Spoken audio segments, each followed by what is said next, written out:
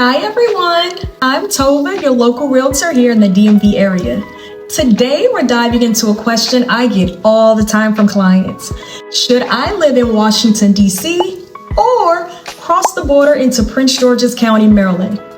Both have their perks, both have their challenges, and by the end of this video, you'll have a clear idea of which one fits your lifestyle best. Over the years, I've helped dozens of clients make this choice, from young professionals eyeing nightlife to growing families craving space. It's never just about money. It's about how you see yourself living day to day.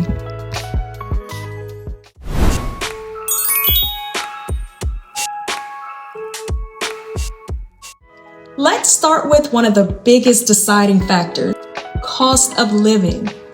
In general, you'll get more square footage and outdoor space for your money in Prince George's County.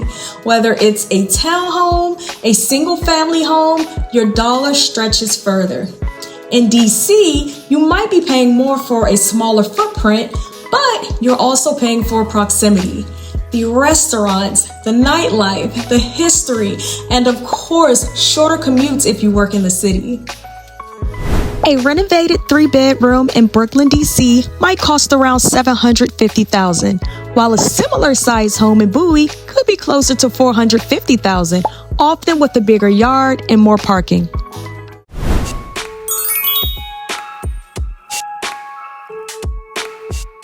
If you work downtown, living in DC can mean walking, biking, or hopping on the metro without worrying about traffic.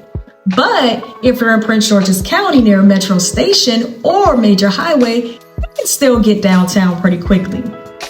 Some Prince George's County neighborhoods like Hyattsville, College Park, and Largo are right on metro lines, giving you a car-free option into DC in 20 minutes. In DC, you might pay for parking or live without a driveway. In Prince George's County, you'll likely have parking, a yard, and still be able to reach DC within 20 to 40 minutes, depending on where you are.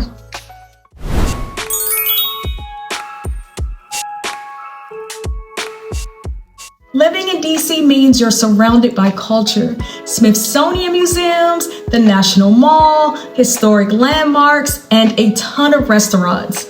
It's a place where you can walk out your door and have an adventure every weekend.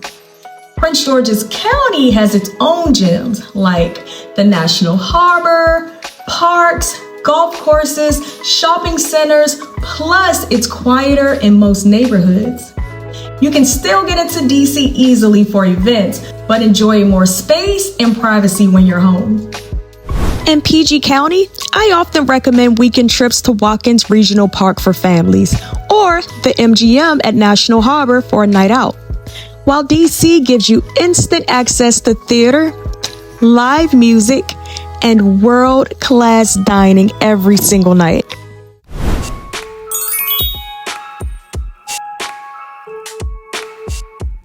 Schools are another factor for families. DC public and charter schools vary widely, with some highly rated options. Prince George's County public schools also have standout programs, but here's where working with the local realtor comes in. We can help you identify which neighborhoods feed into the schools that best match your needs. I always remind parents, look at the school boundary maps and state report cards. Even within the same county, programs and ratings can vary a lot. Community-wise, both offer diversity and have a strong sense of pride. DC has an urban neighbor vibe. Prince George's County often has suburban blocks where people know each other.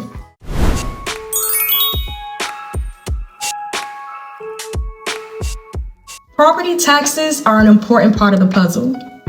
Prince George's County property taxes are generally higher than DC's, but remember, your mortgage payment will likely be lower in Prince George's due to home prices. In DC, you might pay less in taxes, but more in purchase price. It's all about the total monthly cost. For example, Prince George's County average property tax rate is about 1.25%, while DC's is closer to 0.85%.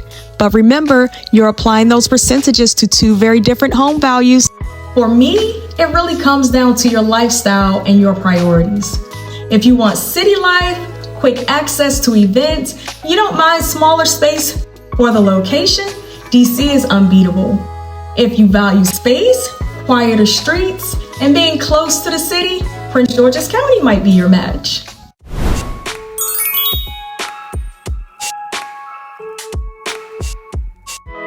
Let's do a quick recap. DC gives you walkability, culture, and shorter commutes, but smaller space and higher prices. PG County offers more house for your money, quieter streets, and strong community ties, but longer commutes for many and higher property taxes.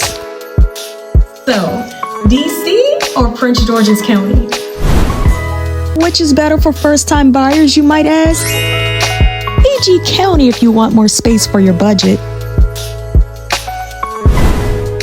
Which has better public transportation?